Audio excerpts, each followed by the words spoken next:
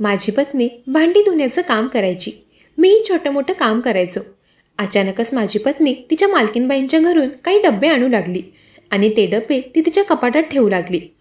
एके दिवशी मी तिला विचारलं की या डब्यात असं काय आहे जे तू माझ्यापासून ते लपवून ठेवतेस. तेव्हा माझी बायको म्हणाली, मी तुम्हाला ते वेळ आल्यावर सांगेल. पण मी माझ्या बायकोला लपून ते डबे खोलून पाहिले तेव्हा तर माझ्या पायाखाली जमीनच सरकली.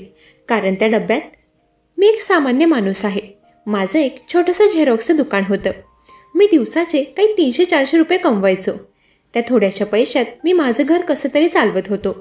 माझी पत्नी 2-4 घरी धुणी भांड्यांचं काम करायची. मी रोज सकाळी 10 वाजता माझ्या दुकानावर जायचो. मला 2 मुली व 1 मुलगा होता. माझी बायको मला नेहमी बोलत असायची की तुम्ही मला कधीच काही घेऊन देत नाही, माझ्या काहीच गरजा तुम्ही पूर्ण करत नाही. मी तिला अनेक वेळा समजवायचो की मी मेहनत करतोय, माझ्याने होईल तेवढं मी नक्कीच करेन. पण काही जरी असलं तरी आम्ही आमच्या सामान्य आयुष्यात खुश होतो. माझी बायको रोज तिच्या कामाच्या ठिकाणाहून काही जेवणाचे डबे घेऊन यायची. तिच्या मालकीनबाई तिला रोज काही ना काही देत असायच्या. पण गेल्या काही दिवसांपासून माझ्या बायकोला रात्री तिच्या मालकीनबाईंचा फोन येऊ लागला. फोन आला की माझी बायको रात्रीची तिथे जायची तर पहाटेच घरी यायची. दिवसेंदिवस माझी बायको सुंदर होत चालली होती आणि ती छान छान साड्या नेसू लागली होती. एके दिवशी मी माझ्या बायकोला विचारलं की तुझ्यात एवढा बदल कसा होतोय, कारण तू मला रोज बोलत असायची की तुम्ही माझ्या गरजा पूर्ण करत नाही, पण गेल्या काही दिवसांपासून तू तर कसलीच तक्रार करत नाहीये आणि तू एवढी सुंदरही कशी होत आहेस. तर तेव्हा माझी बायको म्हणाली की याची सगळी उत्तरं मी तुम्हाला रात्री 12 वाजेनंतर देईन. त्या दिवशी रात्री 12 वाजण्याची मी वाट पाहत होतो. रात्रीचे 12 वाजले तेव्हा मुलं तर झोपलेली होती, पण मी जागा होतो आणि माझ्या बायकोची वाट पाहत होतो. रात्री 12 नंतर माझी बायको तिच्या कामावरून घरी आली. तिच्या हातात रोजप्रमाणे 2 डबे होते. एका डब्यात खाण्याचा सामान होता. माझ्या बायकोने त्यातला एक डब्बा माझ्यासमोर ठेवला आणि आतून ती अजून काही डबे घेऊन आली. तिने ते सर्व डबे माझ्यासमोर उघडून ठेवले. त्या डब्यातल्या गोष्टी पाहून तर माझे डोळे पुरते चमकले होते. त्या डब्यांमधील ती वस्तू पाहून माझ्या तोंडातून आवाजच निघाला. मी माझ्या बायकोला म्हणालो, कामिनी, हे काय? हे एवढं धन तू कुठून आणलंस? तू तर एक साधारण धुणी भांडी करणारी कामवाली बाई आहेस ना, मग हे सगळं काय? तू कुठे चोरी तर नाही केलीस ना? तेव्हा कामिनी म्हणाली, अहो तुम्ही काय पण काय बोलत आहात? मी असं का करेल बरं? मला श्रीमंत व्हायचं आहे हे मी मान्य करते, पण त्यासाठी मी चोरी कधीच करणार नाही. अगं मग तू एवढं सगळं सोनं कुठून आणलंस? तेव्हा कामिनी म्हणाली की माझ्या मालकीनबाईंनी माझ्यावर खुश होऊन मला हे सगळं दिलं आहे. तुम्हाला जर काही नको असेल तर मला तसं सांगा, मी आत्ताच हे सर्व मालकीनबाईला देऊन येते. एवढं सोनं पाहून तर मला काहीच सुचत नव्हतं, पण मला ते परत देऊही वाटत नव्हतं. माझी बायको तिच्या कामामध्ये खूप प्रामाणिक होती हे तर मला माहीत होतं. खरंच तिच्या मालकीनबाईने तिच्या कामावर खुश होऊन तिला हे दिलं असावं याची मला कुठेतरी खात्री पटत होती. कारण माझी बायको जिथे काम करायची ती लोक फार मोठी माणसं होती. मी कामिनीला म्हणालो, कामिनी, मला तुझ्या बोलण्यावर विश्वास आहे. आता आपल्याकडे एवढं सोनं आहे तर आपण हे सोनं मोडून त्याचा पैसा करून घेऊ आणि दुसऱ्या शहरात निघून जाऊ व तिथे आपलं आयुष्य जगू. मी असं बोलताच कामिनी म्हणाली, अहो नाही नाही, आपण असं अजिबात करू शकत नाही. कारण मी माझ्या मालकीनबाईला वचन दिलं आहे की काही केल्या मी त्यांच्या घरचं काम सोडणार नाही. आपण श्रीमंत जरी झालो तरी मला माझ्या मालकीनबाईंच्या घरी जावंच लागेल. मला तर ते सगळं सोनं पाहून असं वाटत होतं की देवाने आमच्यावर चांगलीच कृपा केली आहे. मी माझ्या बायकोची ती अट मान्य केली. आता आम्ही खूप श्रीमंत झालो होतो. माझं झेरॉक्सचं छोटंसं दुकान आता मोठं झालं होतं. माझ्या दुकानात मी 5-6 कामगारही ठेवले होते. या सर्व गोष्टीला आता 2 महिने उलटून गेले होते. सगळं काही सुरळीत चाललं होतं. मुलांचे शिक्षणही चांगल्या मोठ्या शाळेत होत होती.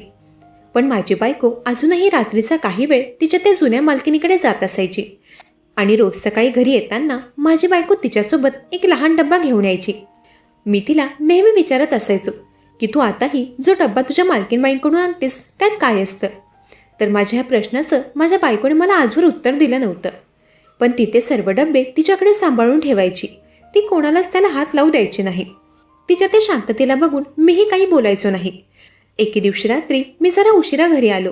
मी घरी आलो तेव्हा रात्रीचे 12 वाजले होते. मी घरात येताच पाहिलं की माझी मोठी मुलगी हॉलमध्ये बसली होती. मला बघताच माझी मुलगी माझ्याकडे पळतच आली आणि तिने मला मिठी मारली. ती म्हणाली, बाबा, तुम्ही आईवर खूप प्रेम करतात हे मला माहीत आहे, पण आई खूप वाईट आहे. असं बोलून तिने माझ्या हातात एक चिठ्ठी दिली आणि मला म्हणाली, बाबा, ही चिठ्ठी मला आईच्या कपाटातून मिळाली आहे. माझी मुलगी ते सर्व काय बोलून गेली होती ते काही मला कळलं नव्हतं. तिने मला दिलेली ती चिठ्ठी मी उघडून पाहिली तेव्हा ती चिठ्ठी वाचून माझ्या पायाखाली जमीनच सरकली. मी तुझ्यावर खूप प्रेम करतो. मी तुला माझा विसर कधीच पडू देणार नाही, असं त्या चिठ्ठीमध्ये लिहिलं होतं. ती चिठ्ठी वाचून मला माझ्या बायकोचा खूप राग आला. मी तिला तेव्हाच फोन लावला, पण तिचा फोन सारखा बंद येत होता. आता मला माझ्या बायकोवर संशय येऊ लागला होता की तिचं नक्की कोणा परपुरुषासोबत नको ते संबंध आहेत. मी त्याचवेळी घराबाहेर पडलो आणि माझी बायको जिथे कामाला जायची तिथे मी गेलो. मी त्या बंगल्याजवळ गेलो तेव्हा मला तिथल्या वॉचमनकडून समजलं की गेल्या काही वर्षापासून त्या बंगल्यातला मालक परदेशात आहे आणि ते त्या बंगल्यात कधीतरीच येतात आणि त्यांनी कुठलीही महिला तिथे कामाला ठेवली नाहीये. म्हणजे माझी बायको माझ्याशी खोटं बोलली होती. तिने मला दुसराच कुठला तरी बंगला दाखवला होता जिथे ती कामही करत नव्हती. तेव्हा माझ्या बायकोचा फोनही बंद येत होता. मी फार विचारात पडलो होतो. मी घरच्या दिशेने यायला निघालो आणि पुढे रस्त्याने चालत असताना मला एक पडकी झोपडी दिसली. त्या झोपडीतील महिला लांबून मला माझ्या बायकोसारखीच दिसत होती. मी त्या झोपडीजवळ गेलो तेव्हा मला तिथे एक महिला तर दिसत होती. ती पाठमोरी उभी होती आणि तिच्या दुसऱ्या बाजूला एक पुरुषही दिसत होता. त्या दोघांचाही चेहरा मला फारसा नीट दिसत नव्हता, पण थोड्याच वेळात ती महिला पाठमोरी फिरली आणि तिला पाहून तर मी अवाक झालो, कारण ती दुसरी तिसरी कोणी नसून माझी बायकोच होती. तिला पाहताच मी त्या झोपडीच्या आत शिरलो. मला आत पाहून माझी बायको दचकली. ती म्हणाली, तुम्ही इथे काय करत आहात? तुम्हाला इथला पत्ता कोणी सांगितला? काही वेळ तर मी त्या झोपडीची अवस्था पाहत होतो. त्या पुरुषाचा चेहरा मी अजूनही पाहिला नव्हता, पण माझ्या बायकोच्या हाताला मला तेल लागलेलं दिसत होतं. मी तिला म्हणालो, कामिनी, हे सर्व काय चाललंय? तू माझ्याशी एवढं मोठं खोटं का बोलली? तू मला जो बंगला दाखवला होता त्या बंगल्यात तू काय कुठलीही दुसरी महिला काम करत नाही. तू जर दुसऱ्या कोणत्या मोठ्या बंगल्यात काम करत नाहीस तर मग तू तो एवढा पैसा कुठून आणलास? तुझं नेमकं काय चाललंय मला खरं सांग. मला तुझ्या प्रियकराची चिठ्ठी सापडली आहे. तू श्रीमंत होण्यासाठी असले काम करशील मला असं कधी वाटलं नव्हतं. मला तेव्हा माझा राग आवरतच नव्हता आणि त्या रागाच्या भरात मी माझ्या बायकोवर हात उचलला. मी तिच्यावर हात उचलला त्यानंतर माझी बायको जोरात किंचाळली आणि त्या झोपडीतील तो पुरुषही पालटला. त्या म्हाताऱ्याला पाहून मी थक्क झालो, कारण ते माझे वडील होते. मी माझ्या बायकोला म्हणालो, कामिनी, हे सर्व काय चालवलं आहेस तू? तू माझ्या म्हाताऱ्या बापासोबत या पडक्या झोपडीत काय करत आहेस? तेव्हा कामिनी म्हणाली, अहो, मला माफ करा. मला माहीत आहे तुम्ही तुमच्या वडिलांशी गेल्या कित्येक वर्षांपासून बोलत नाहीये. तुमचे बाबा मला एकदा या झोपडीतच दिसले. या बाबांचा फोटो मी आपल्या घरातील आडगळीच्या खोलीत पडलेला पाहिला होता. पण तुम्ही तुमच्या वडिलांचा किती तिरस्कार करतात हेही मला माहीत होतं. पण त्यांची अशी अवस्था पाहून माझ्याने राहिलं नाही आणि मी तेव्हा त्यांना भेटले. त्यांच्या शरीराच्या एका भागाला लकवा मारला होता. त्यांची ती अवस्था माझ्याने बघवली नाही आणि मग मी रोज तुम्हाला न सांगता त्यांची देखभाल करण्यासाठी इथे येऊ लागले. त्यांनीही मला ओळखलं होतं. तुम्ही त्यांच्याशी बोलत नाही याची त्यांना फार खंत होती. त्यांनी तुमच्यासाठी काही चिठ्ठ्याही लिहून ठेवल्या होत्या. त्या चिठ्ठ्या मी रोज घरी आणत होते. मला वाटलं होतं मी तुम्हाला त्या चिठ्ठ्या वाचायला नाही म्हणेल तर तुम्ही जबरदस्ती ते वाचणार, पण नाही. पण तुम्ही तर कधीच त्यातली एकही चिठ्ठी काढून वाचली नाही. आपली परिस्थिती जेव्हा तुमच्या बाबांना समजली तेव्हा त्यांनी मला त्यांच्या जवळचं काही धन काढून दिलं. ते म्हणाले, हे सर्व मी माझ्या लाडक्या मुलासाठी ठेवलं होतं आणि ते त्याला भेटलं तरी मी खूप समाधानी होईल. तुमच्या बाबांच्या हट्टापायी ते सर्व धन मी घरी घेऊन आले आणि आपण त्यातून रातोरात श्रीमंत झालो. तुमचे बाबा त्यांच्याकडे एवढा पैसा असूनही या पडक्या झोपडीत राहत आहेत, कारण ते जे काही तुमच्याशी वागलेत त्यांची शिक्षा ते स्वतःला देत आहेत. कामिनी जे काही बोलली होती ते ऐकून माझ्या डोळ्यात पाणी आलं. मी 10वीत असताना माझे बाबा माझ्या आईला आणि मला सोडून कोणा दुसऱ्या स्त्रीसोबत निघून गेले होते. माझ्या आईला बाबांच्या असा अचानक निघून जाण्याचा खूप मोठा धक्का बसला होता आणि त्यामुळे ती काही दिवसातच तेव्हा मरण पावली आणि तेव्हा मी एकटा पडलो होतो. तेव्हाही माझे बाबा आईला बघायला आले नव्हते ना त्यांनी माझी तेव्हा विचारपूस केली होती आणि त्याच गोष्टीचा मला खूप राग होता. पण आताची बाबांची परिस्थिती पाहून असं वाटत होतं की बाबांना त्यांच्या वागणुकीची शिक्षा मिळाली होती.